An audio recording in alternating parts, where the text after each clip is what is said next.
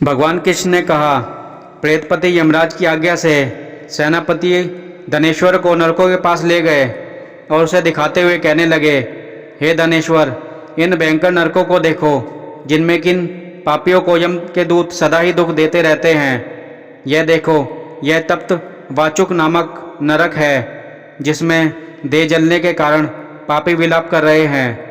भोजन के समय जो प्राणी भूखों को भोजन नहीं देते वह बार बार नरक में डाले जाते हैं। वह मनुष्य जो गुरु, अग्नि, ब्राह्मण, गौ, वेद और राजा इनको लात मारते हैं वह भयंकर नरक अतिशय पापों के करने पर मिलते हैं। अब देखो, यह दूसरा अंधकमिश्र नामक नरक है। हे ब्राह्मण, सुई की भांति मुख वाले तमोत नामक कीड़े इन पापियों को काट रहे हैं। इस नरक में दूसरों को दिल दुखाने वाले पापी गिराए जाते हैं। अब यह तीसरा करके नामक भयंकर नरक है। इस नरक में पापी आरे से चीरे जाते हैं।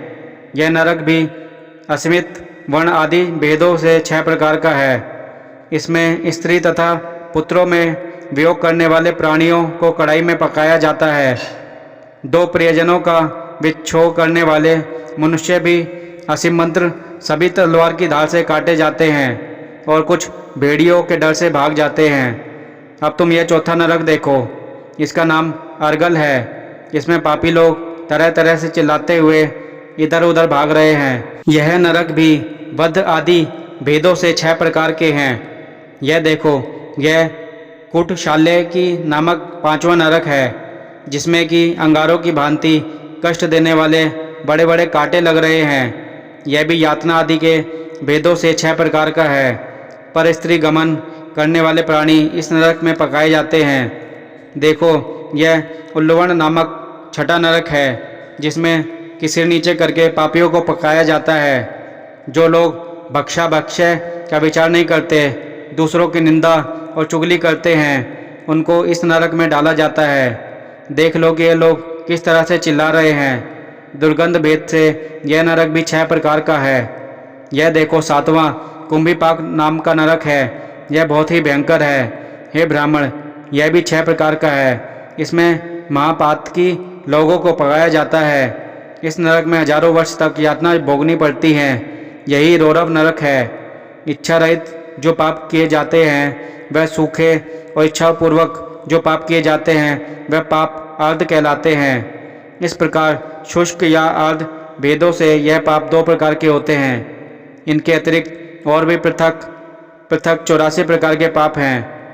पहला अपकृण, दूसरा पाणाकर्तय, तीसरा मल्लीकर्ण, चौथा जाति भ्रंश कर्ण, 5वां उपाय, 6ठा अतिपाप, 7वां महापाप। यह 7 प्रकार के पातक हैं। जो जीव जैसा कर्म करता है वह इन 7 नरकों में अपने पाप कर्मों के अनुसार पकाए जाते हैं। तुम्हारा चूंकि कार्तिक व्रत करने वाले प्रभु भक्तों से पर्याप्त मेलजोल रहा है, उसके पुण्य प्रभाव से तुम्हारी नरक यातना दूर हो गई है। भगवान कृष्ण ने कहा, इस प्रकार प्रेतपति ने धनेश्वर को सब प्रकार के नरक दिखाने के बाद यक्ष लोक में ले जाकर उसे वहाँ का राजा बना दिया। वहाँ पर उसका नाम धनज्ञ हुआ और वह कुबेर जी का सेवक बन गया। बाद में महर्षि विश्वामित्र ने उसके नाम पर तीर्थ बनवाया था। हे राजन, कार्तिक मास का व्रत महाफल का दाता है। इसके बराबर कोई दूसरा पुण्य कर्म नहीं है। जो कोई ये व्रत करता है तथा व्रत करने वाले का दर्शन करता है उसे अवश्य मुक्ति मिलती है। सूत जी ने कहा, इतनी कथा सत्यभामा को सुनाकर भगवान श्री कृष्ण संध्या करने को महल में चले गए। यह कार्तिक मास का व्रत भगवान विष्णु को अति प्रिय है तथा भक्ति को प्रदान करने वाला है। रात्रि जागरण, प्रातःकाल का स्नान, तुलसी वट सींचन, उद्यापन और दीपदान, यह 5 कर्म भगवान विष्णु को प्रसन्न करने वाले हैं, इसलिए इनका पालन अवश्य करना चाहिए। ऋषियों ने कहा, भगवान विष्णु का प्रिय अधिक फल देने वाला, शरीर के रोम रोम को प्रसन्न करने वाला, जो कार्तिक माता में आपने कहा है, मोक्ष की चाह करने वालों या भोग के इच्छुक मनुष्य को यह व्रत अवश्य करना चाहिए।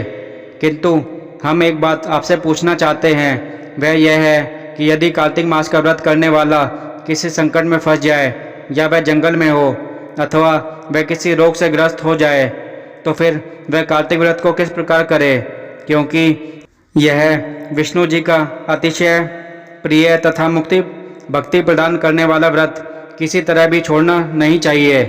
श्री सूत जी ने उत्तर दिया, यदि कार्तिक व्रती किसी संकट में फंस जाए तो वीरता के साथ शंकर जी तथा भगवान विष्णु के मंदिर पास हो उसमें जाकर रात्रि जागरण करे। अगर घना जंगल हो तो फिर पीपल के पेड़ के नीचे अथवा तुलसी के वन में जाकर जागरण करे। भगवान विष्णु जी की मूर्ति के सम्मुख बैठकर विष्णु जी का कीर्तन करे। ऐसा करने से हजारों गौओं के दान के बराबर फल मिलता है। जो मनुष्य विष्णु जी के कीर्तन में बाजा बजाता है उसे वाजपेयी यज्ञ के बराबर फल मिलता है, और हरि कीर्तन में नृत्य करने वाले प्राणी को समस्त तीर्थों में स्नान करने का फल मिलता है। किसी संकट के समय या रोगी हो जाने पर और यदि जल न मिल सके तो केवल भगवान विष्णु के नाम मात्र से मार्जन ही कर ले। यदि उद्यापन न कर सके तो व्रत की पूर्ति के लिए केवल ब्राह्मणों के प्रसन्न होने से विष्णु जी प्रसन्न रहते हैं। यदि आप दीपदान कर सके, दूसरों की दीप की वायु आदि से भली भांति रक्षा करें, और यदि तुलसी का पौधा पास न हो तो वैष्णव ब्राह्मण की ही पूजा कर ले, क्योंकि भगवान सदा अपने भक्तों के पास रहते हैं। इस सब के न होने पर व्रती ब्राह्मण गो, पीपल और वटवृक्ष की सेवा करें।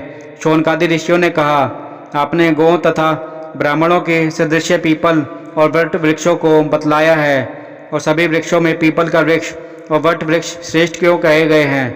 श्री सूत जी ने कहा, पीपल का पेड़ साक्षात विष्णु भगवान है और पलाश का पेड़ साक्षात ब्रह्मा है। इन वृक्षों की पूजा, सेवा तथा दर्शन से सब पापों का नाश होता है। ऋषियों ने कहा, हे प्रभु, हम लोगों को इसमें शंका है कि ब्रह्मा, विष्णु और शंकर वृक्ष रूप क्यों हुए, आप कृपा करके हमें बतलाइए। श्री सूत जी ने कहा, प्राचीन काल में भगवान शंकर और पार्वती जी विहार कर रहे थे। उस समय उनके विहार में विघ्न डालने के विचार से ब्राह्मण का रूप धारण करके अग्निदेव वहाँ पर गए। विहार के आनंद का नाश हो जाने के कारण क्रोध में भरकर श्री पार्वती जी ने समस्त देवताओं को श्राप दे डाला।